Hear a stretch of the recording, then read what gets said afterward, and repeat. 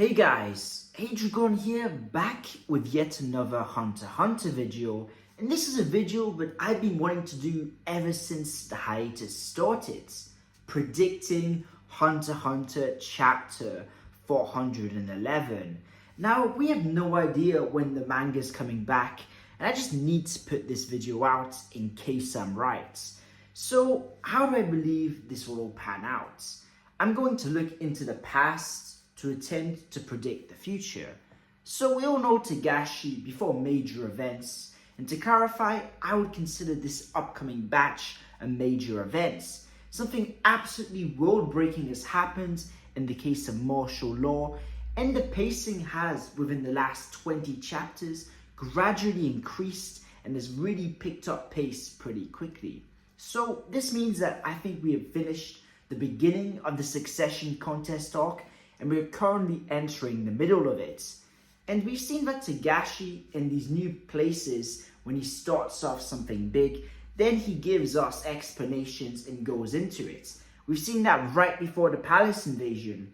We had that chapter in that episode where we're looking into everyone's mentality, what they're thinking, all the preparations so that there's less exposition that needs to be done once everything properly starts. And the reasoning why I am so certain that this parallel will continue from the past to the present and now to the future, with having a major event happening and then having a bit of setup until we really get the pacing to go a lot faster and the action goes underway, is due to how clear Togashi has been in his writing.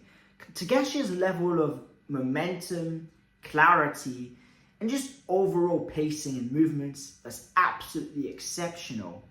To me, immediately what comes to mind is the way he does his arcs. Each arc goes to the next extremely seamlessly. We've got Heaven's Arena to York New City to Greed Island. They're all so seamless, and we know exactly when the arcs start and when they finish. Hunter exam finishes when the Hunter exam actually finishes. York New City finishes with the death of Pakunoda. And it's through that clarity, even in the sub-mini arcs, when they go back to Whale Islands, when, of course, you've got the Zoldyck family mini arc, which ended with them leaving the Zoldyck family palace. And then we've got the Dark Continent expedition mini arc, which ended with the year-end ceremony commencing. So it's all very, very well tied together. And I believe that the pacing from this last chapter has been exceptionally quick, as it's even cut off the sort of moment we had from Arena and Borskin to immediately go to Benjamin in this mode of panic, having already captured many princes and just needing Zhang Lei and Lazarus as well as two others. So I think that this has been done deliberately. I think this has been done for the shock effect, the shock factor. Of course, it was very effective because it's left us on this point where we know that carnage is about to happen. Benjamin has used his trump card, and the entire Black Whale 1 is an absolute panic and chaos. Well, I think this first chapter of the new batch is going to take a different approach. I think it's going to slow the pacing, and we're going to go back to the past. We're going to see everyone's reactions to the events of martial law being announced. And this serves two purposes, right? One of the purposes it serves is it gives us a broader understanding of this event, and it gives us just a sense of clarity of how this affected different people through their reactions. The other thing it does is it allows us to set up who the important players in this next segment of the arc are. And it gives us the opportunity to see characters we haven't seen in a while and have them be there as a reaction to this event. It's a way to really link plot threads which haven't been touched upon from a while and bring them back into the story in a way which seems fluid and doesn't feel forced. For instance, I wouldn't be surprised if we see a reaction from Cheeto. Now, Cheeto would have only had a reaction in the normal part if there was an emergency from the Zodiacs, or if someone came directly towards her because someone was super injured or they needed help with management. Another person that I think is going to be shown is Machi, because she's been on disguise, and as has Shizuku. So it's a good opportunity to see who they disguise as, So that when we see them, we're like, hey, that's Machi, or hey, that's Shizuku. And it can create some tension just from us, the audience, knowing something that the characters in the world don't. So that's a very important reason. And I think this will be executed in the order of who heard martial law and who reacted when. So I believe the first people that we will see are, of course, the two princes that escaped. The two ones, aside from Tsureinik, with the biggest mafia legions in the lower tiers. Prince Lazarus and Prince Zhangle. Now, it's going to be very interesting because I believe we're going to see their reaction to the information, the shock, and the immediate sense of hurry and panic. We're going to see very much through the way that they escape, how much they value this as a threat, what they think of Benjamin making this announcement, and just the sort of shock around it.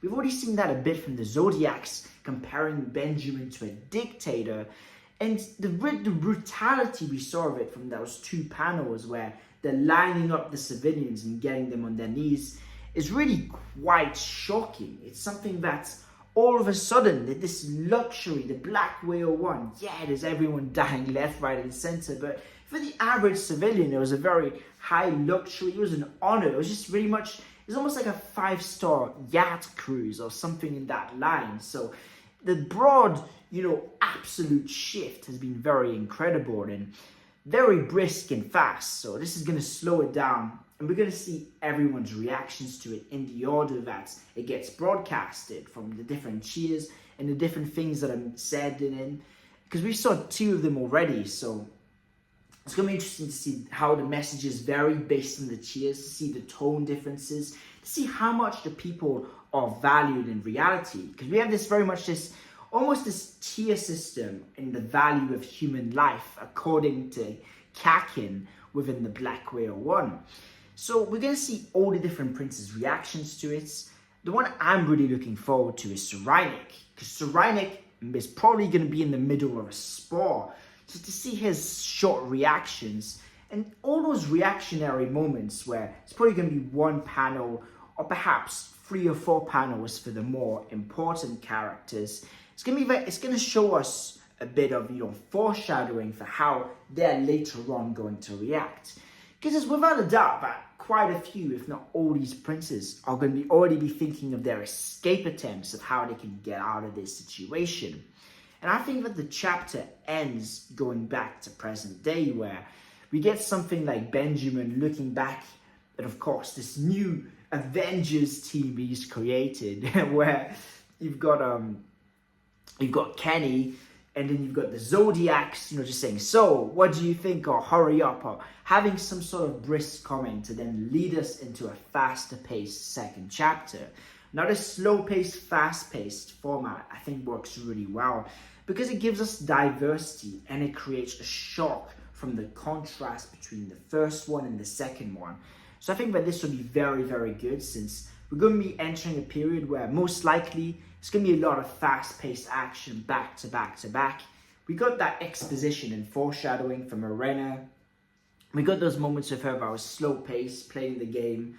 And that was very necessary because Morena's been set up as this big antagonist that's possibly going to be the main villain. But I think that this is going to be a moment where we're going to see some action and the likes that we haven't seen in the Succession contest arc so far. When we all think to our favorite moments in Hunter x Hunter, we think to Kurapika against Uvogin, we think to the spiders in Yorknew, we think to Greed Island, the dodgeball game, we think to the palace invasion of the Chimera Antark. And to really encapsulate what I'm putting out as a point here, is that the moments where there's very little exposition. It's action back to back, and due to prior exposition, we already understand what's happening, and we're able to have those moments of realization and appreciation of just how grandeur and how incredible what is happening is. And we've had a bit of a lack of those moments in the Succession contest. We've had a brief moment, of course, when Haukenberg, he's having his, new character arc. We've had it with Hisoka and Krollo fighting, but there's been an absence of it that I believe is about to be filled. We are about to see everything hit the fan. absolute carnage and chaos. And I think that this first chapter of the new batch is essential so that we don't feel like there is a lack of information. I think this can be a fully exposition chapter. And whilst, yes, as an individual chapter, it might not be as interesting, for the overall story, I believe it's absolutely necessary, as we need to have a moment in the story where the momentum isn't broken, where we can go from one event to the next and to the next without feeling lost or feeling like we don't understand quite what's happening. We need to know from this chapter what everyone's reactions were, what that means for how they'll be planning to react to it, and just where they stand on their opinion of it. Because if we can see sort of their personality reacting to it, we can see sort of, when they make a decision that might be different from other characters, or someone goes left field one way or another way, if we've already got the understanding of their character and that aspect of it from that moment, it won't feel so shocked. We won't feel shocked and have it being sort of abrupt where otherwise it could be.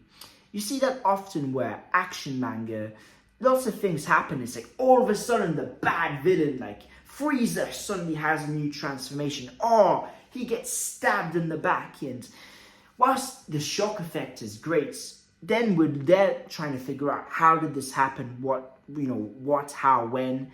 And then we get a sort of, flashback where we see what happens. And it doesn't feel as satisfying where if we already had the groundworks in our head, the seeds that have been planting that can make us think that that is a possibility to begin with, it makes the event that much better. We see that with Kurapika, right? All the reveals about his backstory, about his rage towards the spiders, about his dedication, how serious he is. That moment where he beats up the man in the hunter exam, it all led us to that moment where when Kurapika beat Overgen, yeah, we were all surprised, but we sort of knew there was more to Kurapika than he'd been letting on. Whilst if we didn't, it would have felt a bit cheap. The fact that it'd been set up and we'd been building up to it felt very normal. Gon's another great example of this, and that's why I think that this will be the main premise of chapter 411. Now, I've gone on quite a lot, so I'll end this video here. I hope you've all had an incredible day. This was Gon. Peace out.